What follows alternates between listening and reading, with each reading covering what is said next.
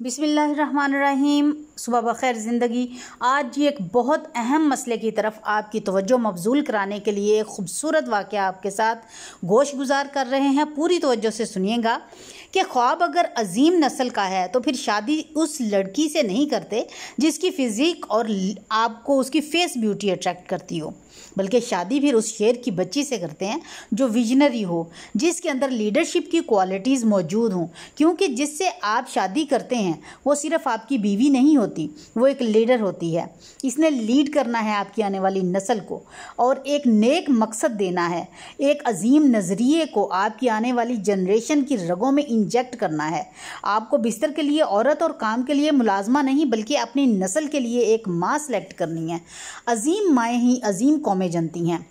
हम बात कर रहे हैं जी नजमुद्दीन अय्यूबी, जो कि गवर्नर थे वक्त के, और उन्होंने बादशाह वक्त की बेटी का रिश्ता ठुकरा दिया था और एक यतीम लड़की से शादी की थी, क्योंकि वो जिन क्वालिटीज़ की तलाश में थे वो शहज़ादी में नहीं थी, एक झोंपड़ी में रहने वाली यतीम लड़की में थी वो तमाम खूबियाँ। गवर्नर नजमुद्दीन अय्यूबी काफ़ी उम्र गुजरने के बाद तक भी शादी से इनकार करते रहे। एक दिन इनका भाई असदुद्दीन शेख इनसे पूछता है कि तुम शादी क्यों नहीं करते। नजमुद्दीन ने जवाब दिया कि अभी तक मुझे कोई काबिल लड़की नहीं मिली। ये सुन के असदुद्दीन ने कहा कि मैं आपके लिए निकाह मांगूं मोहम्मद बिन मल्क शाह सल्जूकी की बेटी का या फिर वज़ीर मुल्क की बेटी का। तो नजमुद्दीन ने कहा कि वो मेरे लायक नहीं है। तो उनका भाई ये सुनकर हैरान रह गया और पूछा कि कौन है फिर आपके लायक। नजमुद्दीन ने फिर उन्हें तमाम खूबियाँ जो वो चाहते थे बताईं।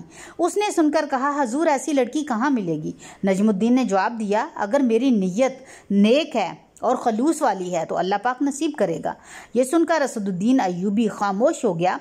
फिर एक दिन नजमुद्दीन अय्यूबी मस्जिद में एक शेख के पास बैठे थे और एक लड़की आई और पर्दे के पीछे से इसने शेख को आवाज़ दी। शेख ने लड़की से बात करने के लिए नजमुद्दीन से माजरत की। नजमुद्दीन जो है वो सुनता रहा कि लड़की से हमारे जो शेख हैं वो मोहतरम क्या बात करते हैं।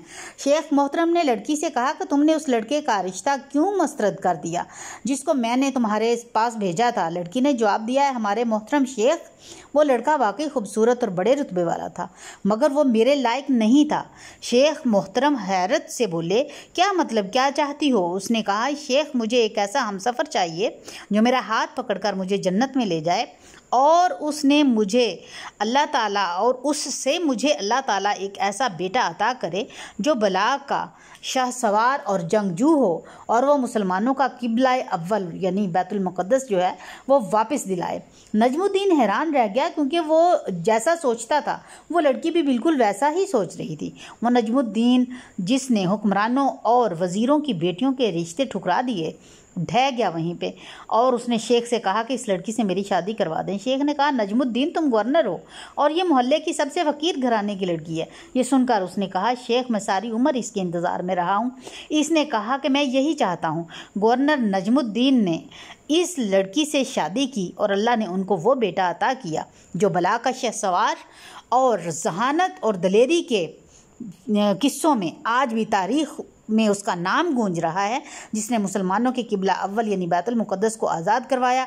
दुनिया उसके बेटे को सुल्तान सलाहुद्दीन अय्यूबी के नाम से जानती है। जी, तो ये बात है कि हमारी जो इस वक्त की यंग जनरेशन है उन्हें ये देखना चाहिए कि हम अगर अपने लिए कोई रिश्ता सेलेक्ट कर रहे हैं तो उसमें हम ये नहीं देखें कि ये फ़िज़िकली इंसान मर्द है या औरत वो बहुत खूबसूरत है, बल्कि उसके अंदर वो क्वालिटीज़ देखें जो हम अपनी आने वाली नस्लों में देखना चाहते हैं और उसको एक लीडरशिप क्वालिटीज़ के साथ।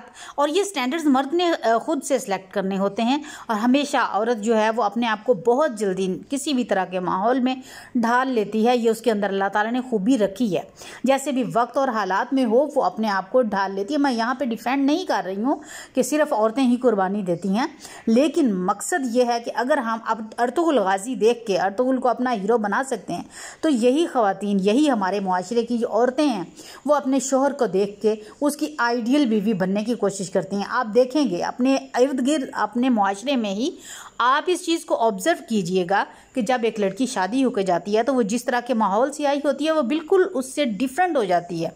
अपने ससुराल में जाके अपने ख़ानदान के अंदर जाती है, जब वो अपने नए ख़ानदान में मिलती है तो वो अपने आप को उस तरीके से ढालती है, अपना लिबास, अपना पहनना, ओढ़ना, उठना, बैठना, हर चीज़ वो अपने शौहर की मर्ज़ी के मुताबिक ढाल लेती है।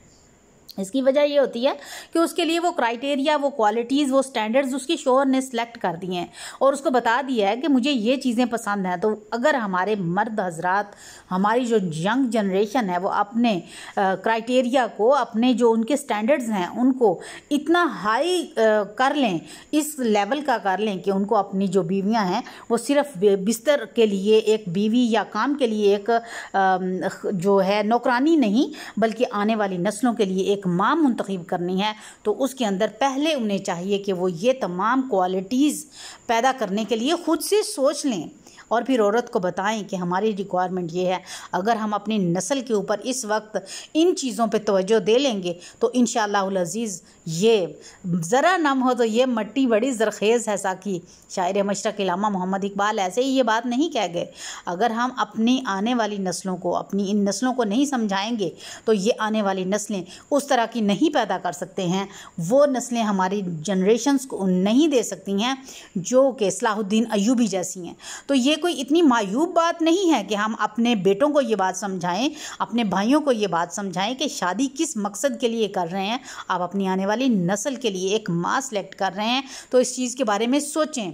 हम जो चीज़ें अपने घर में डिस्कस नहीं करना चाहते, जिन टॉपिक्स के ऊपर हम बात करने में बड़ी बेइज्जती महसूस कर रहे होते हैं, एक्चुअल शरीयत, कानून और मुआशरा इस चीज़ की हमें इजाज़त देता है और हमने अपने बैरियर्स खुद बनाए हुए हैं कि हम इन टॉपिक्स के ऊपर बात नहीं करना चाहते। आई होप आप लोगों को मेरी बात, मेरा टॉपिक ज़रूर समझ आया होगा और अगर कोई डिसएग्री भी करता है तो मुझे पता है कि मैंने बात बिल्कुल सही की है। और इस वक्त हमारे मुआशरे में इस चीज़ की बहुत ज़्यादा ज़रूरत है, बहुत ज़्यादा ज़रूरत है इस चीज़ को सोचने के लिए, क्योंकि हमें अपने मुआशरे के लिए, मुआशरे की इस्लाह के लिए, अपने आने वाली जनरेशन्स के लिए जो चीज़ सबसे ज़्यादा ज़रूरी है वो है एजुकेट करना अपनी इस नस्ल को, इस यंग जनरेशन को, ताकि हम एक अच्छी नस्ल जो है अपने मुल्क के लिए छोड़ के जा सकें।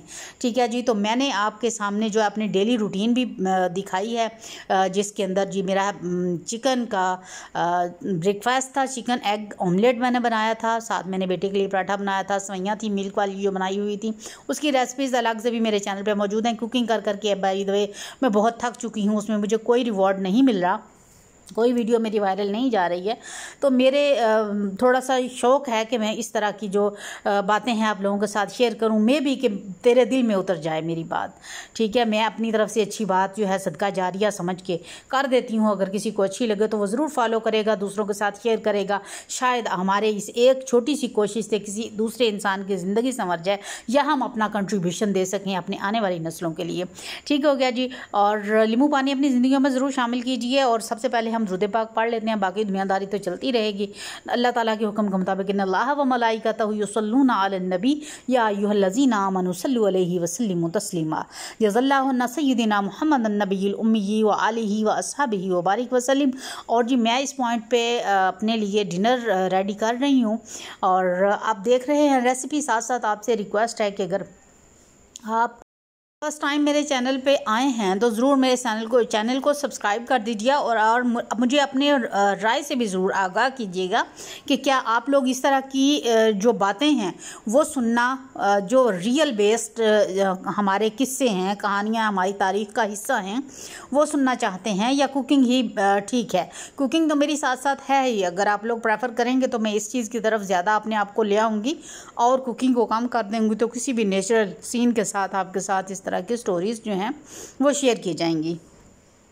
और ज़रूर अपनी यंग जनरेशन्स में से, अपने कोलीग्स में से, अपने साथियों में से किसी को ज़रूर ये वीडियो शेयर करके तो इस कार खैर में अपना हिस्सा ज़रूर डालिएगा, ताकि वो जो एक जज्बात में आके हम फ़ैसले देखते हैं अपने मुआशरे के अंदर, उनसे निकल के थोड़ी सी उनके जहन के अंदर ये बात आए कि एक्चुअल हम क्या करने जा रहे हैं, हमें क्या करना चाहिए। ठीक हो गया जी। उम्मीद करते हैं कि आपको मेरी वीडियो पसंद आई होगी। तो खाना भी, मेरा डिनर भी रेडी हो चुका है, अब आपको इसकी फ़ाइनल लुक दिखाते हैं। एंड आई एम श्योर कि आप लोगों ने दुरूद पाक पढ़ लिया होगा। तो मेरी वीडियो जो है अगर पसंद आए तो ज़रूर थम्स अप कीजिएगा, फाइनल लुक देखें और उसके साथ ही हम वीडियो को एंड करते हैं। तो चलिए जी, हम अपना खाना जो है उसे एंजॉय करते हैं अल्लाह की दी हुई नेमतों का शुक्र अदा करते हुए। और ये आप लोगों के लिए खूबसूरत सा इसका फाइनल लुक दिखा रही हूँ और वीडियो को यहाँ पे एंड करूँगी इंशाअल्लाह अज़ीज़। और मिलेंगे कल आपको अपने न्यू व्लॉग के अंदर एट राइट 3 AM इंशाअल्लाह अज़ीज़ अर्ली मॉर्निंग। ओके जी, और तब तक के लिए अल्लाह हाफिज़। और आपसे रिक्वेस्ट है कि अपनी दुआ में मुझे ज़रूर याद रखें।